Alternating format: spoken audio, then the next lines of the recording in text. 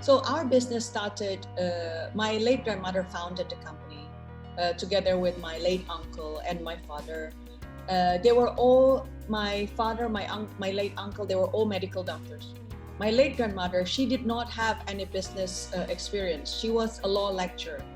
She started the business out of necessity because she wanted to continue giving education to her own children after her husband passed away. So started with that in mind, she chose the name of Bluebird. Bluebird is, as we all know, or may not know, is the bird of happiness. But there's so many different kind of happiness, right? And she kept telling me, the happiness that we're trying to have is the happiness of giving.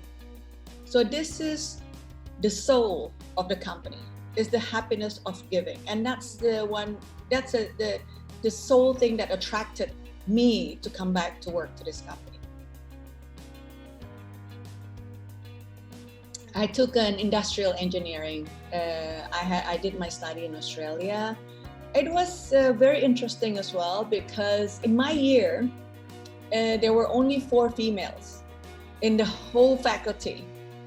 So you could imagine I was really a minority. But then again, if you learn marketing 101, product differentiation, so you're different.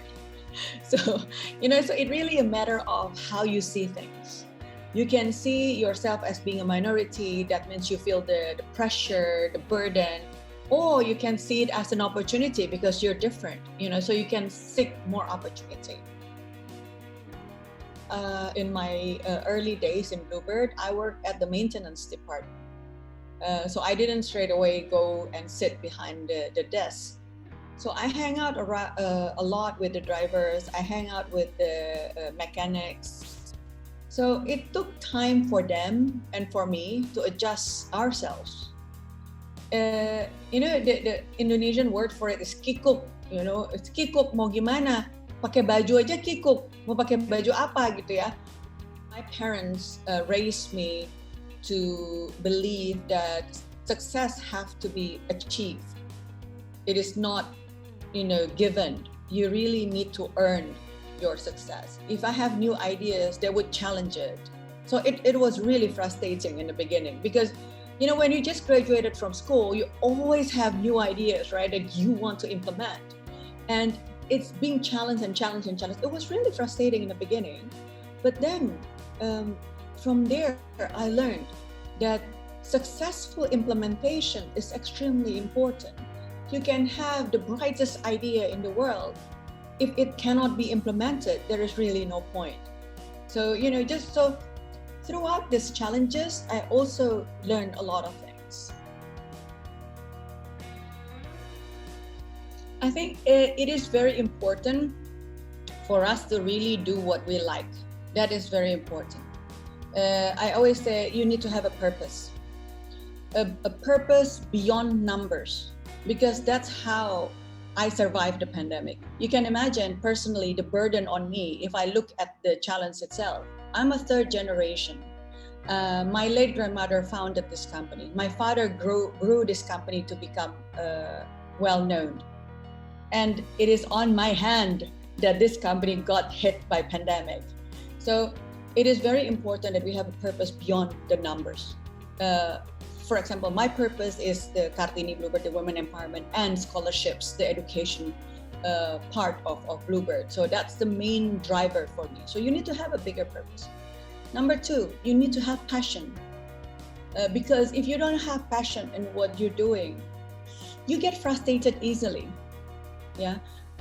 Number 3, which I think is extremely important also, is perseverance. If we have those 2, do you think it matters anymore what career that you're doing at this moment? Right? So it is very important that every single time you see things as an opportunity to learn. That is very important. It doesn't matter how bad it is. It is an opportunity to learn. When the pandemic hit me, I was like, oh my God, why me? Why not when it was on my dad's, for example? But I now come to a realization, I could never learn so much if I was not given this kind of pandemic.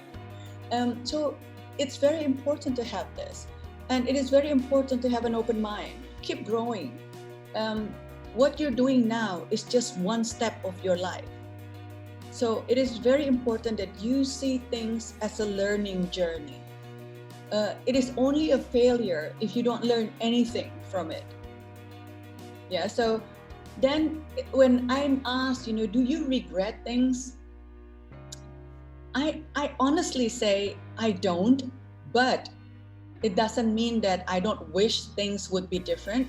Another example, when I graduated from my MBA, I really wish that I would stay in the US for at least 2 years because I got accepted at Johnson & Johnson there. So I really wanted to learn a lot from that company because I'm a very specific person. I always have targets, right?